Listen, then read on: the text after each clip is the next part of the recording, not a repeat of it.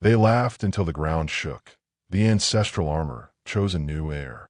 The planet was called their Ion, a mountainous world with sky-raising stone arches and glowing rivers of violet light. The terrain pulsed with a quiet hum, like the heartbeat of something ancient and sentient. Two suns rose in tandem across the jagged skyline, casting sharp silver shadows over the camp of the Exploratory Alliance stationed at Base Delta 9. Ethan Cole, 27, ex-Marine turned Xeno-engineer, had been working planet-side for 2 weeks. He was the definition of Earthborn grit. 6 feet of sarcastic bravado wrapped around a brain that could rewire an alien console with a wrench and some spit. But he wasn't thinking about alien consoles now. He was laughing. Across from him, lounging on a strange crystalline boulder that responded to body heat by glowing softly, was Sela Rin, or just Sela, as she told him to call her. She was unlike any species he'd studied. Her skin shimmered with tones of green that shifted with emotion, and her hair, pure white, like sunlit snow, flowed over her shoulders like strands of light. They were supposed to be cataloging artifacts from a nearby ruin, but instead, they'd been throwing pebbles at a levitating orb that kept dodging just before impact. The game was dumb. The laughter's real. You throw like a Terran bureaucrat, Sela teased, voice musical, laced with mischief. And you sound like you learned English from old sitcoms. Ethan shot back. What the hell's a noogie anyway? She giggled, leaning back until her hair brushed the stone, eyes glowing faintly in the half-light.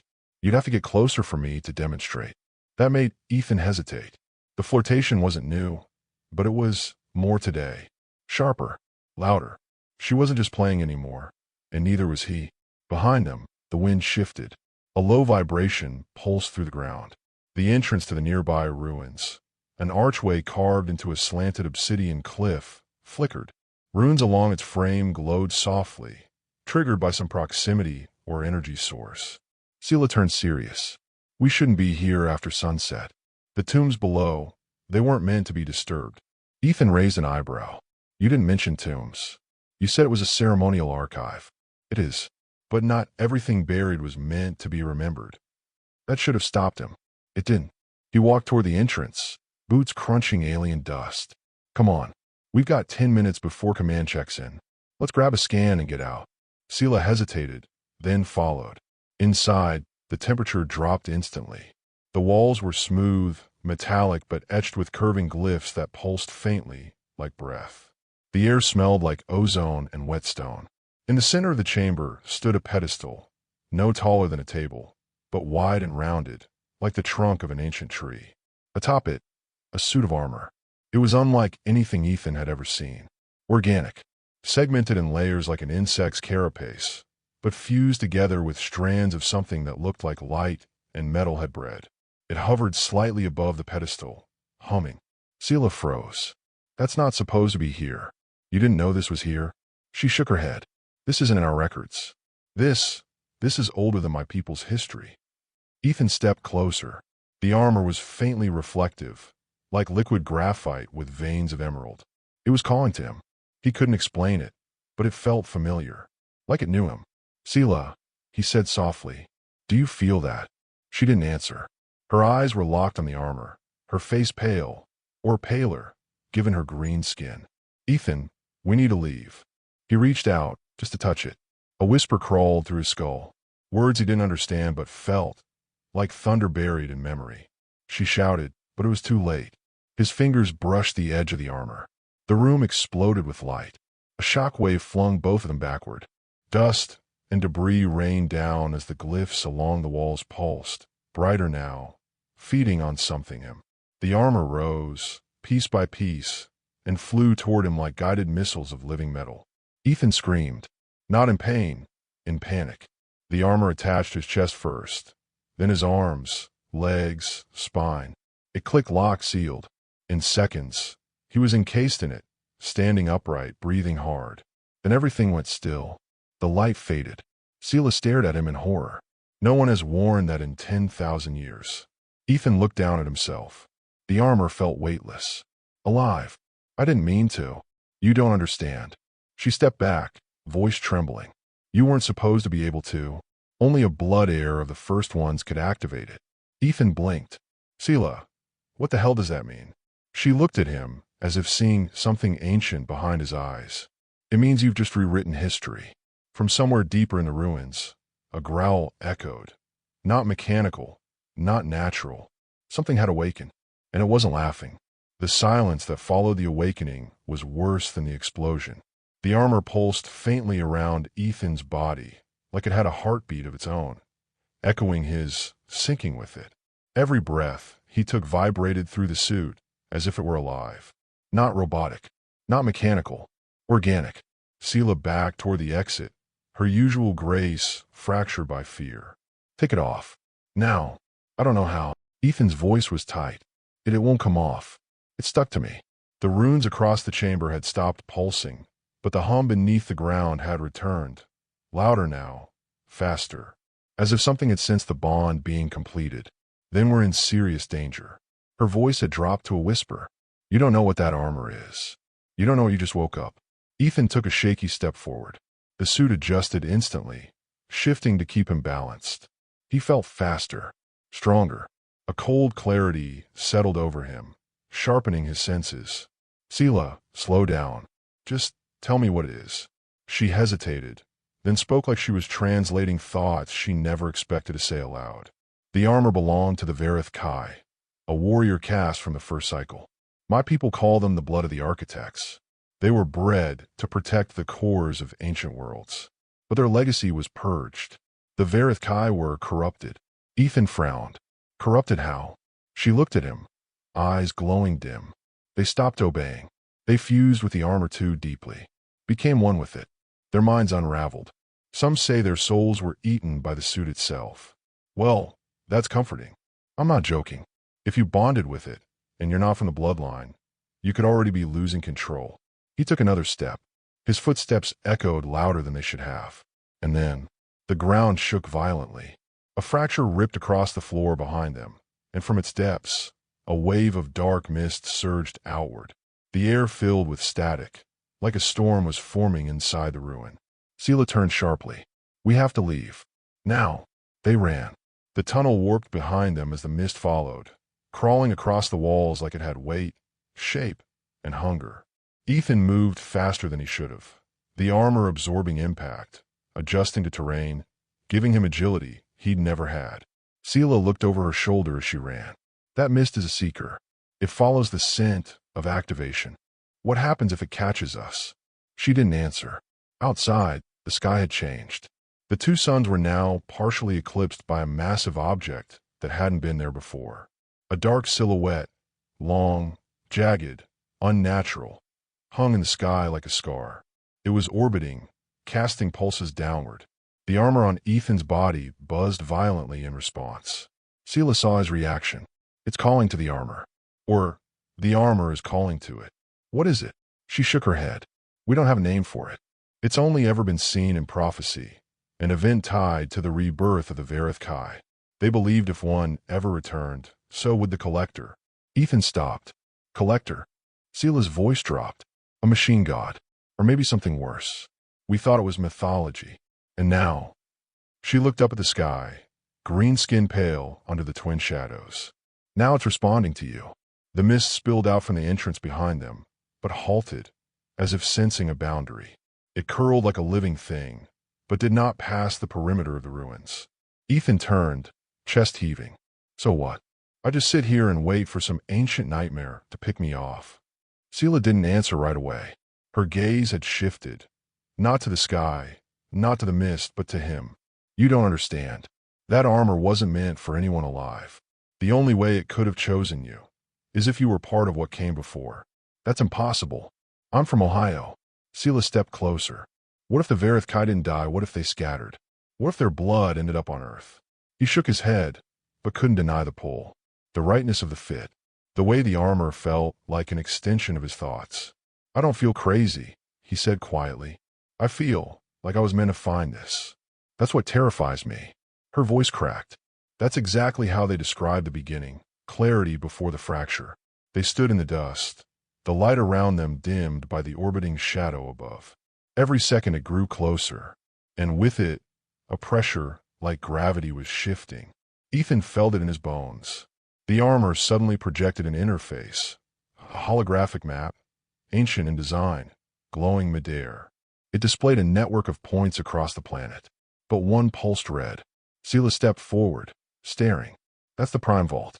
It holds the seed of the core. Ethan blinked. The core. She nodded. The planet's memory. Its mind. If the collector reaches it, this world dies. The suit responded to her words.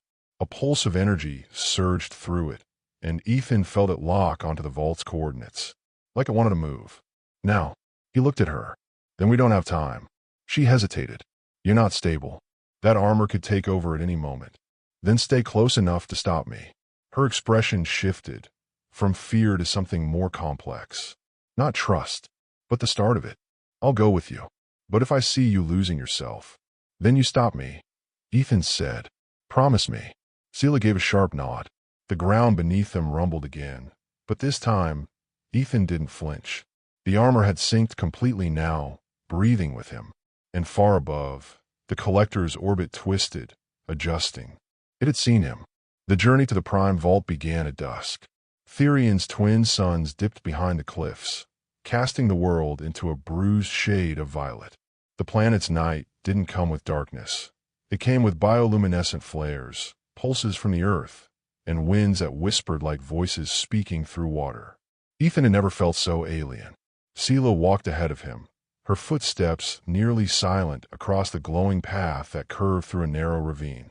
The map hovering over Ethan's palm guided them with perfect precision, but he barely needed it. The armor seemed to know where to go. The silence between them was thick, heavy with questions. What are you thinking? He asked finally, breaking the quiet. That I should have stopped you from touching it, Sela said without turning. That I've just made the worst mistake of my life. Ethan scoffed, though his voice was tight. Wow, romantic. This isn't a game, Ethan. You bonded with something built to destroy, to consume. My ancestors buried it for a reason. I didn't ask to bond with it. No, she said, pausing to glance back at him. But you didn't hesitate either. That landed like a punch. He didn't respond. Instead, he focused on the armor's pulse, that steady rhythm in his chest. Every hour, it synced more deeply with his nervous system. His thoughts were getting faster, reactions sharper. He could hear vibrations in the air he never noticed before. And sometimes, for a split second, it felt like someone else was thinking with him, or through him. Sela, he said quietly, what happens if I lose control? She kept walking. Then the vault will destroy you before you can open it. He swallowed. And what if I'm the only one who can open it? This time, she didn't answer.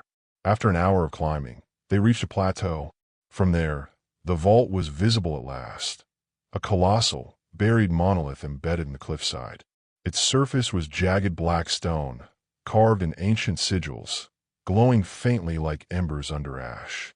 But something else waited near it. Figures. 5 of them.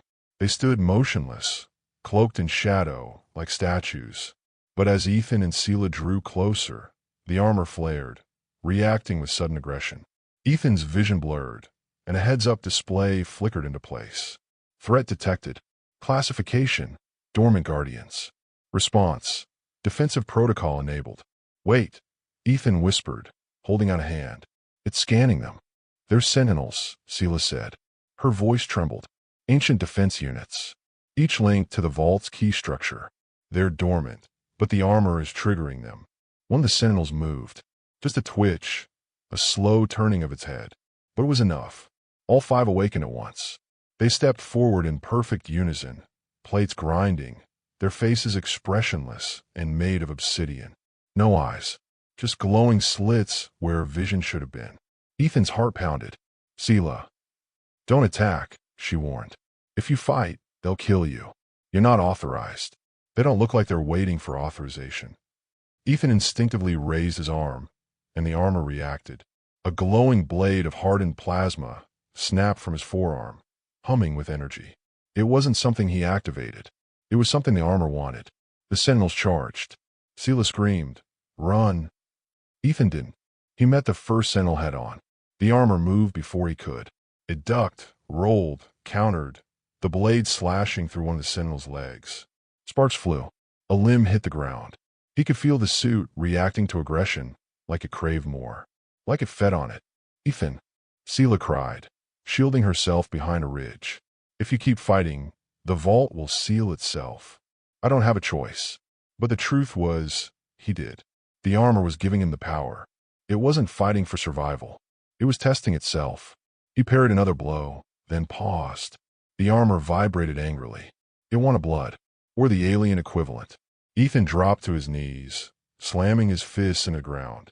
Stand down. The sentinels froze. So did Sela. A strange silence fell, not peace but pause. The armor shuddered, and then, as if hearing his plea, the plasma blade deactivated. The suit's glow dimmed. The sentinels returned to their positions. Sela ran toward him. How did you do that? I told it to stop. It listened. He nodded, breath ragged. I think it respects control. She stared at him like she didn't know whether to be relieved or terrified. Then the ground shook again, a different kind of tremor. A shadow loomed in the sky. The collector. It was closer now. Massive. Ugly. A broken tangle of architecture and gravity-defying machines that spun slowly in orbit. From its underbelly, a new pulse surged toward the surface. Collector deployment. Imminent. Time of surface impact. 12 hours. The interface glowed red. Ethan stood, heart thudding. We don't have time. Sela looked toward the vault. It only opens with a trial. You'll have to be tested. Physically, emotionally, psychologically, spiritually. All of it. The vault reads the soul. Ethan gave a dry laugh. Oh good. That's just what I needed. The doors to the vault began to glow, reacting to his presence. And far above, the collector began to descend. The vault's surface split with a deep groan, ancient slabs sliding apart like tectonic plates. A spiraling staircase formed downward, illuminated by a pale inner light. It was less a passage and more a descent, not just into the planet, but into something older than thought. Sela held back. Once you go in, you face the trial alone. Ethan hesitated. Define alone. No voices, no guidance, no weapons. Just you and whatever lives inside that armor now. He looked down at his armored hands. They pulsed faintly, the glow dimmer, more focused. Less like light, more like thought. She stepped closer. It'll show you your worst moment. Or your greatest failure. Something you've never truly faced. Ethan swallowed. Great. Therapy by Space Ghost. Sela didn't smile. She reached out, hesitated, then placed a hand over his chest. Her skin against the armor. I don't know what you are, Ethan Cole. But if there's still a choice in you, make the right one in there. He nodded, and without another word, turned and descended. The staircase seemed endless. The light grew dimmer with each step, the walls closing in. His suit's interface blinked once, then vanished. No map, no data, no status. At the bottom, a door awaited. A perfect circle embedded into a living wall of silverstone. It slid open without a sound. And then, silence. Darkness swallowed him. He was standing in a childhood bedroom, but not his own. The walls were white and sterile. The floor smooth and seamless. Monitors lined the walls, displaying files, diagrams, DNA strands. A boy sat on the floor, maybe 10 years old. Thin, pale, with striking white hair. His eyes were closed. Wires ran from his arms into the walls. Ethan stepped forward. Who is that? The boy opened his eyes. They were green. Not human green, Sela's green. Then came a voice. A deep one. Not from the boy, but from behind Ethan. It spoke in his mind, not his ears. You are not the first. You are not the chosen. You are the remainder. The scene shifted. Now Ethan stood in a lab.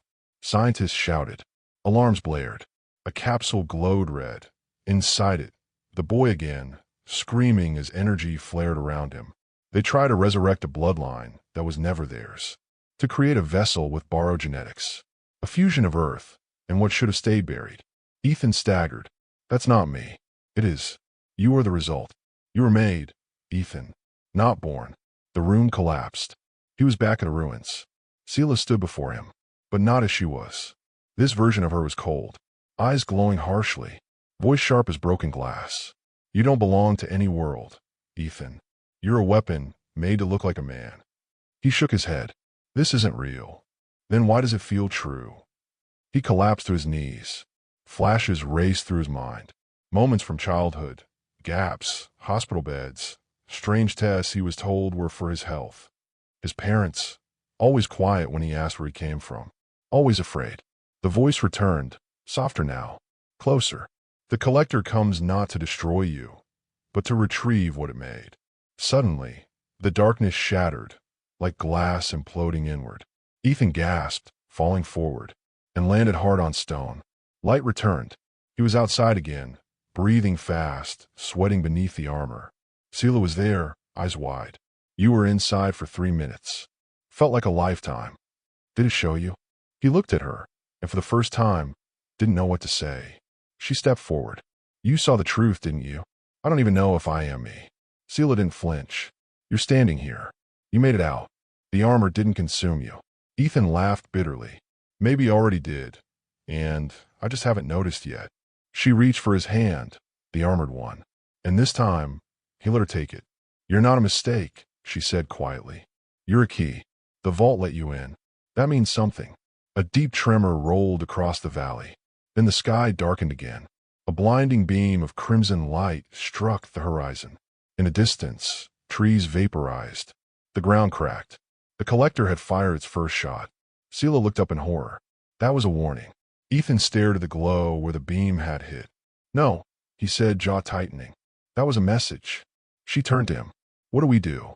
We make a choice. He turned to the vault, which now had opened fully. Inside was something new.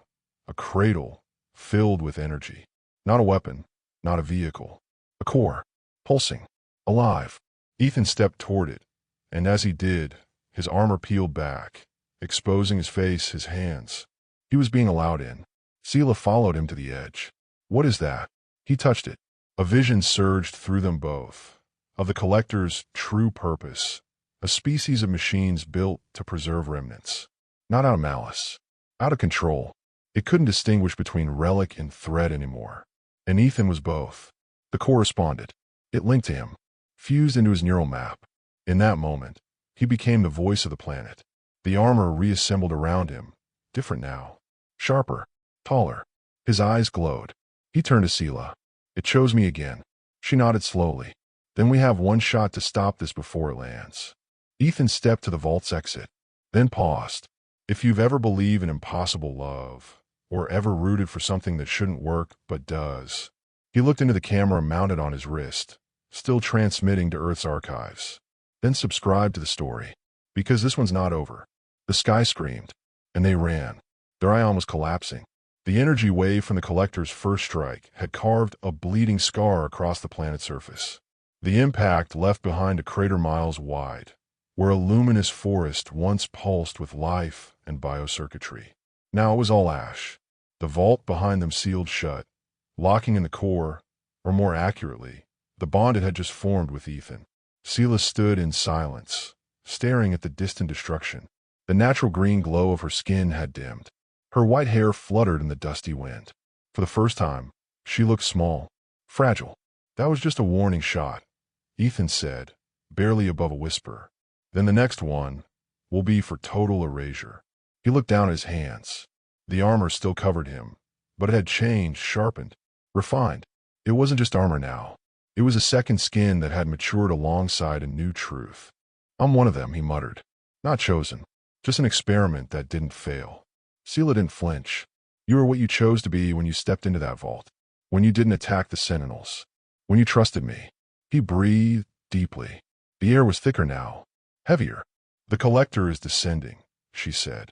Its orbit's destabilizing. It'll breach the atmosphere in under 8 hours. Ethan closed his eyes. The core inside him, or maybe his altered mind, began feeding him data, coordinates, possible outcomes. He didn't know where the knowledge came from, but he understood it. If it lands with its extraction fields active, it'll strip the planet's memory network. That includes you. Sela took a sharp breath. I'm part of the network. Your DNA, your history, your entire species is coded into the biostructure of this world. It'll all be erased. She looked at him. And you. I'm a mistake, remember? A shadow of a dead bloodline. But now, connected to the core, I'm a living terminal. He raised his hand. The ground in front of him responded, rings of light rippling outward. The planet didn't just recognize him. It obeyed him. You can control their ion, Sela whispered. Not all of it, but I can redirect enough energy to launch a planetary pulse. A signal strong enough to block the collector's systems. If you do that, he nodded before she could finish. The core will fry my neural map. The human brain wasn't built to sustain that load. Silence. Then Sela spoke, firmer than he'd ever heard her. No, we find another way. Ethan turned to her. Sela, if you die, he wins anyway. This isn't just about stopping the collector. It's about what comes after. About not sacrificing everything. Again. He stepped closer. What if there is no other way? Then we make one. She held his gaze, unwavering. And for the first time, she touched him without fear. Her hand on his armored cheek. Warm skin against a living machine. The core responded. Light bloomed around them. A bridge of energy burst from the soil, leading across a ravine to an ancient command tower buried long ago. A forgotten Varith Kai relic. What is that? She asked. A relay node. One of the last memory backups left on the surface. He looked at her. If we can override the old protocols from there, we might trick the collector's targeting system. Sela smiled faintly. Now you're thinking like a real hybrid. Ethan grinned through exhaustion. You coming? She didn't answer with words. She took his hand. They ran. The bridge of light held beneath their feet, as if the planet itself wanted to save them. Far above, the collector spun slowly, hatch doors opening. A second beam ignited the sky. This one wasn't a warning. Hours later, inside the tower, Ethan and Sela faced the interface. Thousands of glyphs spun through the air. The core guided his hands, but time was running out. The temperature was rising. The structure shuddered. 5 minutes, Sela said. After that, it breaks atmosphere. Ethan connected to the last terminal. His eyes flashed white. Injecting ghost code, he whispered, half conscious. The false signal would trick the collector into believing the core had self-destructed, forcing an automatic system shutdown. It's working, he said weakly. His voice broke. The armor cracked. Sela rushed to him. Ethan, what's happening? The links unraveling. Sever the connection. Shut it down. But he couldn't. The energy was collapsing inward. His body shook. She fell to her knees beside him, gripping him tightly. Stay with me. You said we'd find another way. He gave a pained smile. You were the other way. The tower rocked. Outside, the collector froze. Its descent stopped. Systems reversed. The ghost code had worked. The planet was safe. But the man inside the armor was fading. If you've ever rooted for an impossible love, hit that subscribe button. There are more stories like this one, where hope breaks through the unthinkable. And stay close, because this one's not over yet. Ethan's body lay motionless on the tower floor. The armor had gone dark. No glow, no hum, no response. Just fractured black plates, cracked and scattered like fossilized skin. His chest barely moved. Eyes half-lidded, breath shallow. Sela knelt beside him, hands trembling, heart racing. She pressed 2 fingers to his neck. A pulse, faint, but there. You're still in there, she whispered, voice cracking. You didn't come this far to die. She tore open the collar of the armor, exposing pale, sweat-soaked skin beneath. A thin trace of energy flickered under his veins, like lightning trapped in flesh. The core's signature, but fading. He had burned through too much. Sela to base Delta 9. She called in her calm, voice urgent. Priority code red. Emergency medevac. Human hybrid. System overload. Biostability failing. No response. The collector's signal had scrambled the upper channels. She looked down at him again, eyes blurring. Not because of the dust or the wind, but because of the truth she hadn't wanted to face. She had let herself care. Against all orders. Against every genetic warning passed down through her lineage. And now she was going to lose him. She pressed her forehead to his. Don't you dare let go. You've already ruined everything. The rules. My logic. My plans. You owe me a second date. A low hum pulsed from his chest. Her eyes widened. The armor responded to her touch. Not in defense. Not in aggression. It was recognizing something. Connection. An interface opened in the air, soft and circular. Glyphs danced around her hand as she touched it. The core spoke through a mental pulse. Not words, but intention. Stabilization possible. Shared neural link required. Risk high. Sela hesitated. A shared link meant opening herself completely. Not just biologically, emotionally. Every guarded memory, every ancestral trauma, every part of her mind would be exposed. She had never done it. No one on her planet had in over 1,000 years. But she didn't think. She chose. Placing her hand over his heart, she whispered, "I'm with you." The core responded instantly. Light surged outward. Sela gasped as it hit her, a wave of memory, not her own. Suddenly, she was standing in Ethan's childhood. A narrow street, rain on rusted metal roofs, a boy with scraped knees running barefoot through alleyways in Cleveland. Then, hospitals, tubes, tests, endless needles, loneliness, pain disguised as science. She saw the moment he realized he wasn't normal. The way he looked at his reflection and didn't recognize what stared back. Then she saw herself, not as he knew her, as he felt her. Fierce, strange, mesmerizing, a force that pulled him in and terrified him all at once. And beneath it all, the quiet hope. I just want something real. Tears slid down her cheeks. The link stabilized. Ethan gasped. His eyes snapped open, wild, glowing. She caught him in her arms as his body spasmed, then slowly relaxed. The energy cooled. The suit retracted in sections, revealing skin, breath, life. He blinked at her. "Sela." She laughed through the tears. "You idiot. You almost died. You yelled at me in my head," he muttered. That was new. She held his face in both hands. "I linked with you. The core let me in." His eyes searched hers. "You didn't have to do that." "I did." A long silence stretched between them, full of truths neither had dared speak. Finally, Ethan said, "I thought you said interspecies bonding was illegal." "It is," she said softly. "Good thing you're not fully human anymore." He laughed, hoarse and broken, but real. She leaned forward and rested her forehead against his again. For a moment, there was no war, no collector, no prophecy, just two beings, one forged by mistakes, the other shaped by duty, finally choosing each other. They remained in the tower for hours as Ethan recovered. Sela helped him sit, fed him purified liquid from her own field kit, monitored his vitals as best she could. By nightfall, the collector had fully retreated, its systems confused, its logic loop fractured by Ethan's ghost code.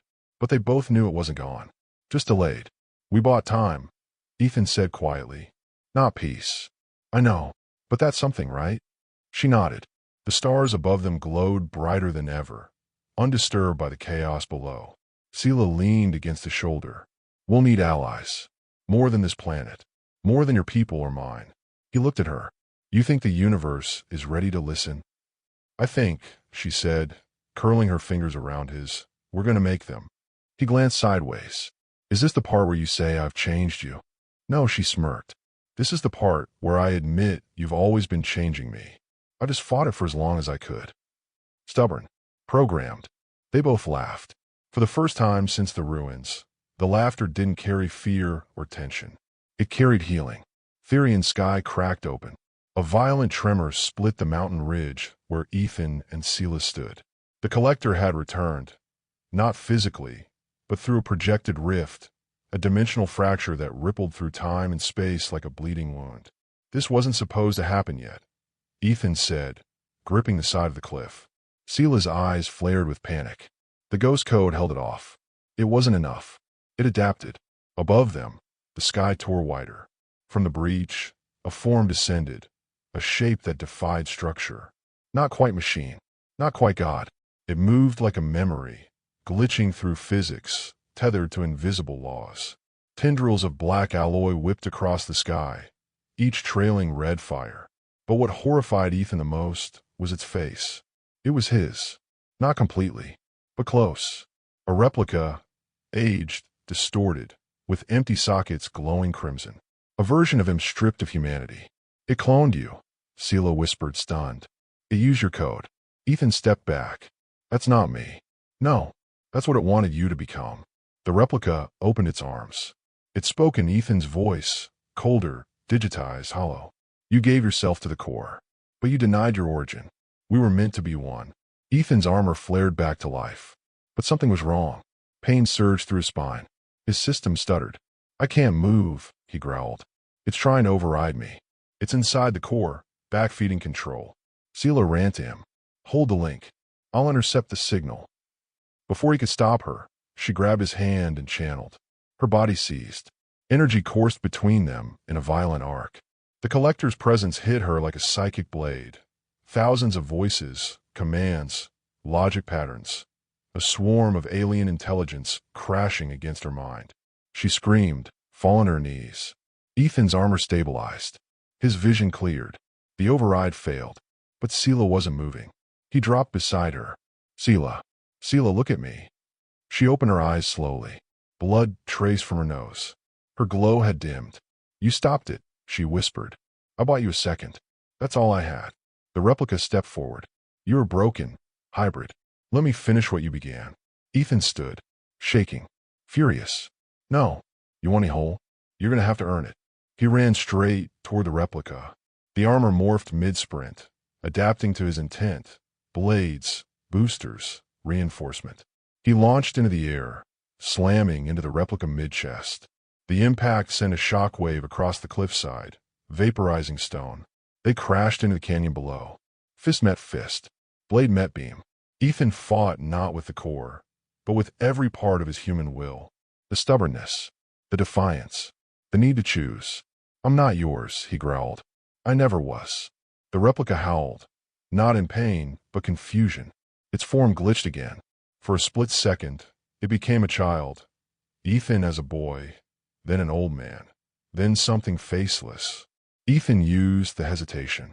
He drove his hand into its chest, where the false core pulsed, a mimic of Therian's living memory. I'm not a relic, he snarled. I'm a rewrite. He ripped the core out. The replica screamed and collapsed into light. Above, the sky fracture began to close.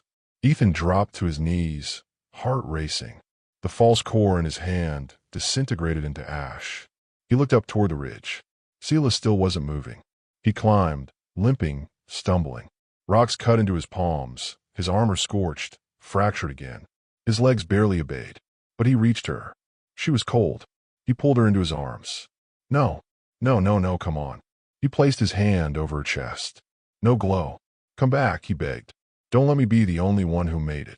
His armor hummed. It opened a final interface. Transfer core fragment. Warning. Irreversible. He didn't hesitate. Yes. A beam of light left his chest, splitting his vision with pain. His body trembled violently as the core broke apart, transferring a fragment of itself, his link, into Sela's body.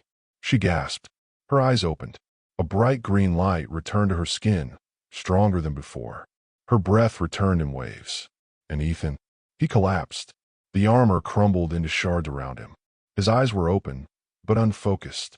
She sat up, holding him. Ethan, you idiot. He smiled faintly. Told you. I owed you a second date. She laughed. A broken, beautiful sound. He coughed once.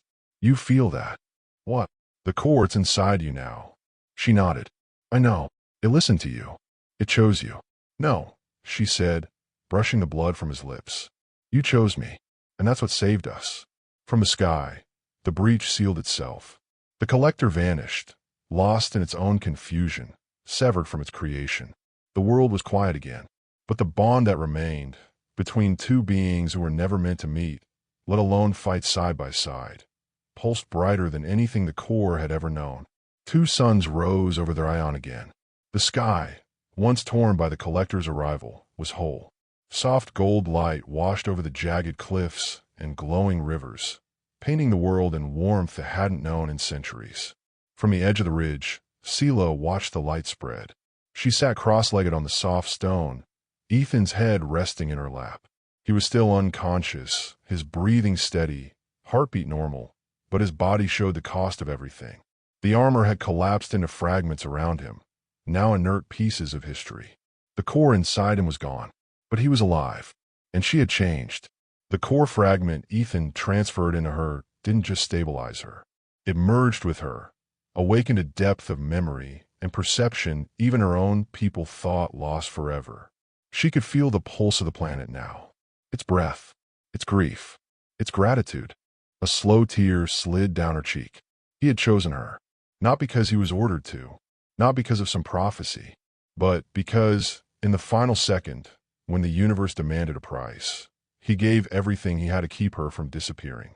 And now, she was the one who carried the connection. Ethan stirred. She looked down quickly, brushing a lock of hair from his face. His skin was pale, but color had started returning. "Hey," she said softly, "you're not allowed to sleep through sunrise, especially after saving a planet."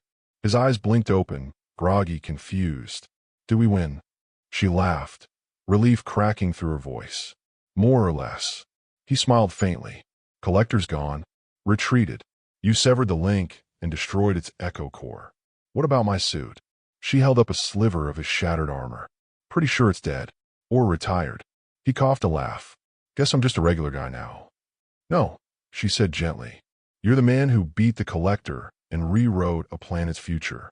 That doesn't go away just because you're not glowing." He looked up at her, and something shifted in his eyes. Recognition of everything they'd been through, and everything they hadn't said yet. "I thought I lost you," he whispered. "You almost did. You stopped it. You gave me the chance to." They sat in silence for a while, the sun's rising higher, casting light over the canyon below. Birds, or creatures like birds, began to fly again. Life returned with caution, then confidence. "What happens now?" Ethan asked. Sela took a long breath. "The core chose me as a new conduit. I can feel the network stabilizing. That means we're part of it now, together. Is that permanent?" She looked at him. "I don't think it can be undone." He processed that for a moment. "So, I saved the world, broke my brain, transferred alien power into the girl I like, and now we're what? Bonded forever?" She tilted her head, a half smile forming. "Essentially, yes." He chuckled. "That's so much weirder than any first date I've ever had. Then you've had very boring dates." "You're not wrong." She brushed her fingers down his cheek again. "The council will want answers. My people, they don't take kindly to forbidden bonds. Let me guess. Human hybrids and planetary-level links weren't part of the welcome packet. Not even close." He sat up slowly, groaning from the soreness. "So we talk to them. We tell the truth. We show them that the old rules nearly got all of us killed. And if they don't listen," he glanced sideways, "we just save their ion. I'm pretty sure that buys us some negotiating power." Sela looked out at the landscape again, the rivers flowing, the clouds rebuilding, the mountains pulsing faintly with light. "Things are going to change," she said. "They already have." Later that day, they returned to Base Delta 9. The outpost had suffered damage during the initial surge, but remained operational. The science teams were in awe when they saw Ethan, battered, burned, carrying fractured Varith Kai armor like relics. They were speechless when they saw Sela walking beside him, her skin now threaded with core light, glowing with ancestral memory. She wasn't just a liaison anymore. She was the bridge between her species and what came next.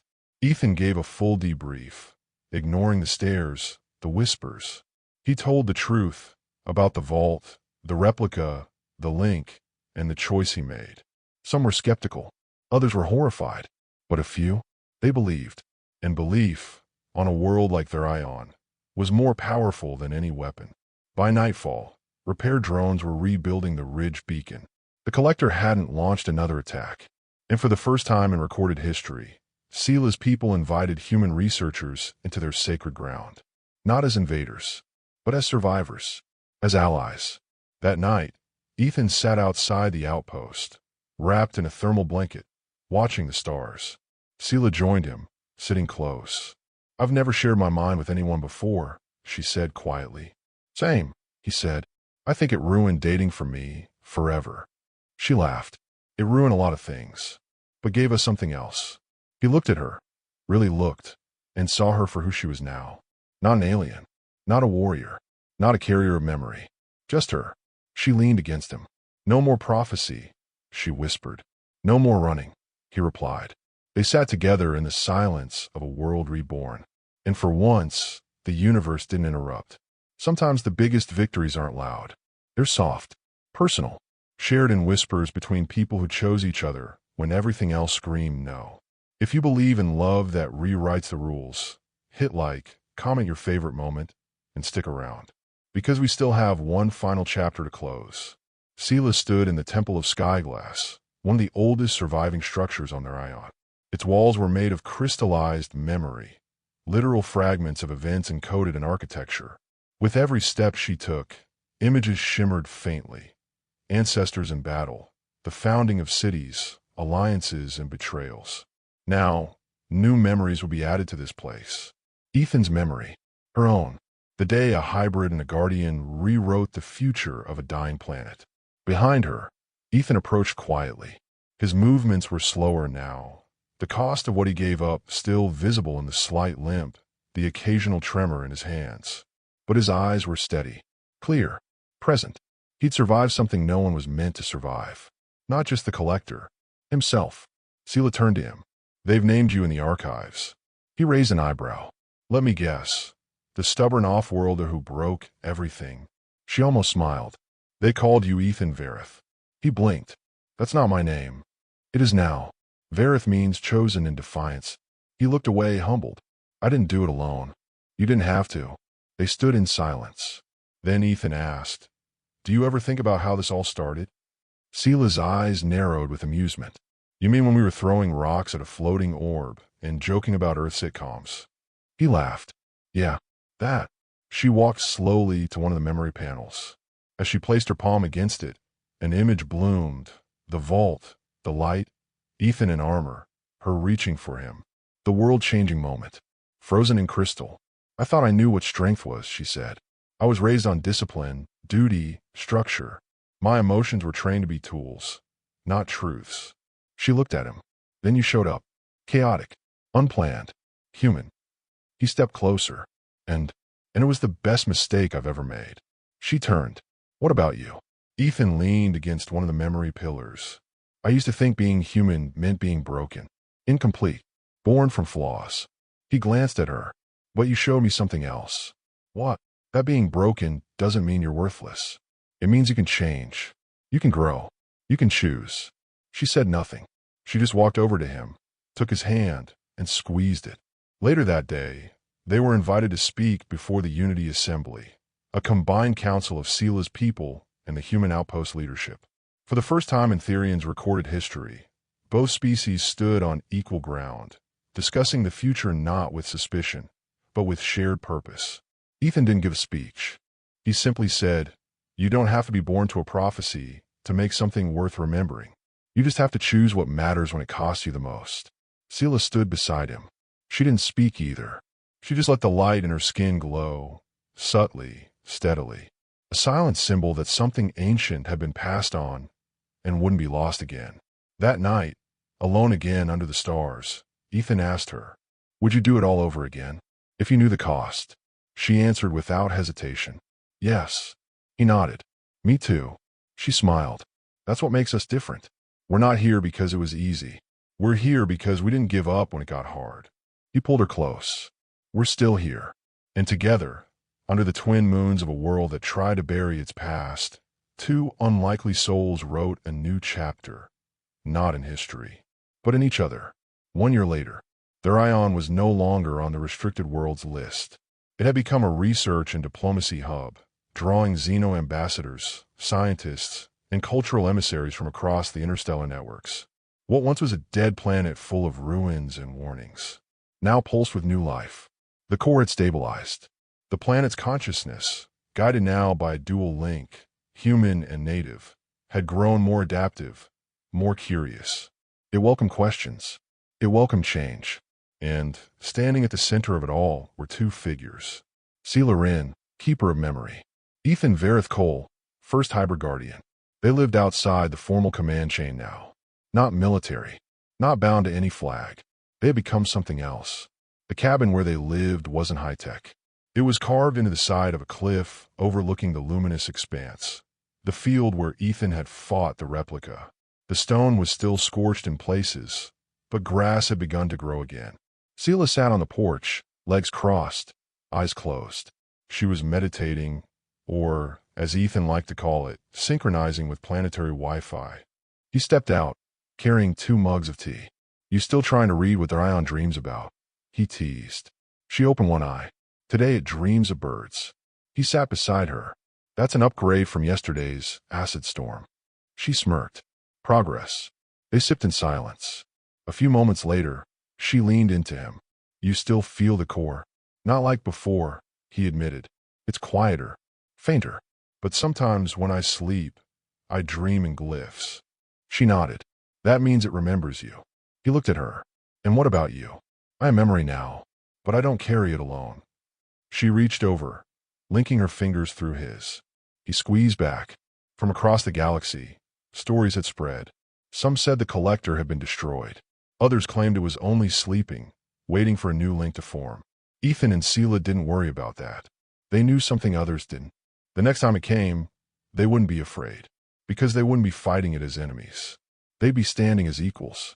Hybrid and Heir, memory and choice, bound not by fate, but by what they'd chosen in the moment that mattered most. Each other. Thanks for traveling through this story with me.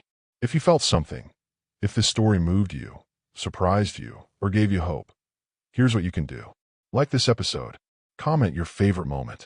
Subscribe for more stories like this, where humans do the impossible, and love always finds a way. And share it with someone who believes in love across worlds. This is the end of this story, but not the end of the universe. See you in the next one.